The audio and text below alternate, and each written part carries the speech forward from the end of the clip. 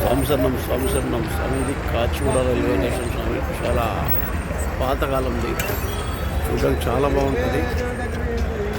ఏంటంటే ఓల్డ్ అంటారు కదా, సూపర్ ఉన్నది చూడండి.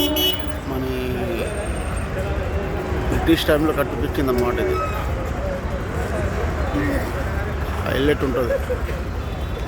ఎప్పుడైనా ఇటు వస్తే ఒకసారి చూడండి బయట నుంచి. సూపర్ అంటే హైలైట్ ఉంటుంది.